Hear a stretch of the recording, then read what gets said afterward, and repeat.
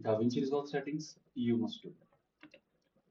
तो आज की इस क्लास के अंदर हम लोग सीखेंगे बेसिक डाविंची रिजॉल्व की सेटिंग्स जो आपको हमेशा करनी चाहिए। सो लेट्स स्टार्ट करते हैं।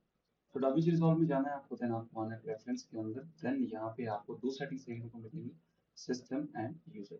सबसे पहले हम लोग यहाँ पे आते हैं मेमोरी एंड जीपीयू के ऊपर। आपको यहाँ पे कुछ इस तरीके से रखना है कि हमारे पास यहाँ पे भी 32 gigs ऑफ रैम है, तो इसकी हाफ रैम मैं दूंगा ऊपर लिमिटेड रिजॉल्व में, और उसकी जो आधी रैम है मैं दूंगा नीचे यहाँ पे इस वाले ऑप्शन के ऊपर। ठीक है। बाकी अगर आपके पास 16 GB 8 GB रैम है तो आप नीचे पीडीएफ डाउनलोड कर सकते हो, देन उसके हिसाब से आप लोग जो है रैम की सेटिंग्स कर सकते हो और ये पूरे का पूरा प्रोसेसर फॉलो कर सकते हो। देन उसके बाद आते हैं हम लोग यहाँ पे वीडियो एंड ऑडियो के अंदर। यहाँ पे आपको मेक श्योर आपकी सेटिंग से सिमिलर होनी चाहिए एंड ऑटोमेटिक स्पीकर कॉन्फ़िगरेशन पे आप इसका पर टिक हो।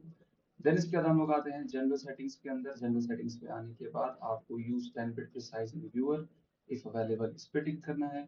देन उसके बाद automatically tag rec 709 scene clip S rec 709 A पे क्लिक करना है, और आपको बाकी यहाँ पे कोई भी सेटिंग्स नहीं छेड़नी है। अगर आपकी कोई सेटिंग्स लगी हो तो आप उसको अनटिक कर सकते हैं, बस सिमिलर मेरी सेटिंग्स कॉपी कर सकते हैं। देन इसके बाद हम लोग आते हैं यहाँ पे यूजर सेटिंग्स के अंदर। यूजर सेटिंग्स के अंदर आपको आने के बाद सबसे इंपॉर्टेंट चीज है project save and load setting. तो यहाँ पे आप सारे के सारे ऑप्शंस को टिक कर देंगे जितने भी आपको दिख रहे हैं। अगर इनमें से कोई अनटिक है तो मेक श्योर आप उसको अभी ऑन कर दें। फिर इसके बाद आपको परफॉर्म बैकअप के ऊपर आना है। यहाँ पे आप उसको रखोगे 5 मिनट, और अर्ली बैकअप को आपको रखना है 24 के ऊपर रख सकते हैं आप। 12 आवर 10 आवर आपके ऊपर है सारा। मैं हमेशा यहाँ पे 12 आवर रखना पसंद करता हूँ। तो बेसिकली आपको जब भी आप लोग काम करने बैठोगे तब से लेके आपको 12 घंटे के बैकअप्स यहाँ पे मिलेंगे। वो बैकअप कितनी देर में मिलेंगे? हर 5 मिनट के अंदर। और आप जो 12 घंटे के बैकअप कितने दिनों के सेव करना चाहते हो, यहाँ पे मैंने रखा है 60 डेज, लेकिन आप लोग यहाँ पे 365 डेज एज वेल यहाँ पे रख सकते हो।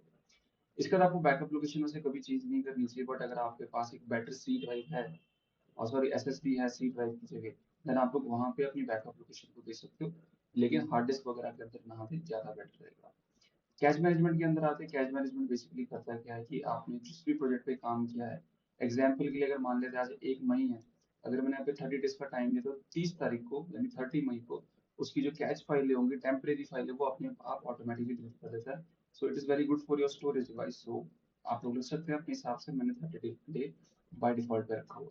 देन इसके बाद आते हैं हम लोग एडिटिंग के अंदर। एडिटिंग के अंदर आने के बाद यहाँ पे स्टार्टिंग टाइम कोड, आप में से बहुत सारे लोगों का it must be showing 1 hour, और आपको इसको 1 आवर को हटा के यहाँ से मुझे 0 0 कर देना, ताकि आपको जो स्टार्टिंग टाइम कोड है वो 0 0 से स्टार्ट हो, ना कि 1 घंटे से। ऑडियो ट्रैक टाइप हम लोग यहाँ पे फिलहाल के लिए स्टीरियो रखेंगे, इसको मोनो पे बिल्कुल भी नहीं रखना। देन उसके बाद अगली चीज आपको ऑटोमेटिक स्मार्ट बिल्स के अंदर स्मार्ट बिल फॉर टाइमलाइन पे हमेशा यहाँ पे टिक करके रखना है। अभी नया फीचर आया, अगर आप लोग 19 या फिर 20 यूज कर रहे हो देन आपको शायद ये ऑप्शन ना दिखे। तो अगर आप लोग 21 यूज करें देन आपको ये ऑप्शन दिख जाएगा, आप लोग इसका भी यूज कर सकते हैं। अगर आपको फोटोज वगैरह एडिट करना है उसका एक बिन बना के रखना है, then it's a good thing for you. But अगर आप लोग नॉर्मल वीडियो एडिटिंग करने वाले हो देन इसको आप ऑप्शन रख सकते हो।